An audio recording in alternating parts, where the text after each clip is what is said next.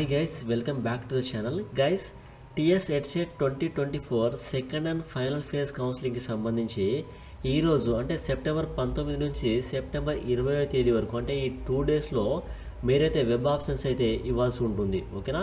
Phase 1 counselling టైంలో ఎవరికైతే seat రాలేదో మీరు కూడా ఇప్పుడు ఈ సెకండ్ ఫేజ్ కౌన్సిలింగ్లో పార్టిసిపేట్ చేయవచ్చు. అలానే ఫేజ్ 1 కౌన్సిలింగ్ టైంలో సీట్ వచ్చి మీకు ఆ కాలేజ్ నచ్చకపోయినట్లయితే మీరు కూడా ఈ సెకండ్ ఫేజ్ వెబ్ ఆప్షన్లో పార్టిసిపేట్ అయితే చేయవచ్చు అనమాట. ఓకేనా?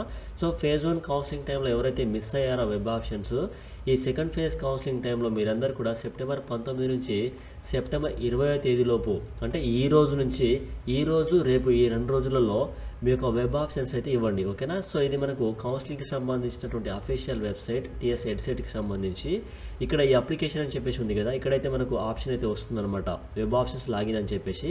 మీరు వెబ్ ఆప్షన్స్ లాగిన్ ఎనేబుల్ అవ్వగానే ఈ రోజు అయితే ఏదో ఒక టైంలో ఎనేబుల్ అయితే అవుతుంది. అవగానే మీరైతే లాగిన్ అయ్యి లిస్ట్ ఆఫ్ కాలేజెస్ అయితే మీకు కనిపిస్తూ ఉంటుంది. మీకు నచ్చిన కాలేజెస్ని మీరు ప్రిఫరెన్స్ వైజ్గా ఇచ్చేయండి. ఓకేనా? సో నోటిఫికేషన్ ప్రకారం అయితే సెప్టెంబర్ 19వ తేదీ ఈ రోజు నుంచి వెబ్ ఆప్షన్స్ అయితే స్టార్ట్ అయితే కాబోతున్నాయి. ఈ రోజు రేపు 2 రోజులలో మీరైతే వెబ్ ఆప్షన్స్ ఇవ్వండి. ఓకేనా? అలానే దీనికి సంబంధించి వెబ్ ఆప్షన్స్ని మీరు ఎడిట్ కూడా చేసుకోవచ్చు అనమాట. సెప్టెంబర్ 21వ తేదీన మీరు ఎడిట్ చేసుకోవచ్చు, అంటే ప్రిఫరెన్స్ మార్చుకోవచ్చు అనమాట. ఓకేనా? అలానే అలాట్మెంట్స్ అనేది సెప్టెంబర్ 25వ తేదీన రిలీజ్ అయితే చేస్తారు. మీకు ఏ కాలేజీలో సీట్ వచ్చిందా లేదా అనేది సెప్టెంబర్ 25వ తేదీన తెలుస్తుంది. నేను మీకు అగైన్ రిమైండ్ అయితే చేస్తాను. ఓకేనా?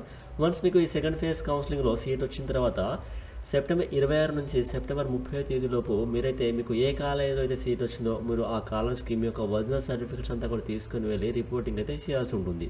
ఓకేనా? సో ఇదంతా నేను మీకు అగైన్ ఎక్స్ప్లెయిన్ అయితే చేస్తాను. మీరైతే ఈ రోజు అండ్ రేపు ఈ 2 రోజులలో వెబ్ ఆప్షన్స్ అయితే ఇవ్వండి. దీనికి సంబంధించి మీకు ఏమైనా డౌట్స్ ఉంటే కామెంట్లో మెన్షన్ చేయండి, నేను మీకు హెల్ప్ అయితే చేస్తాను. ఓకేనా? Thank you.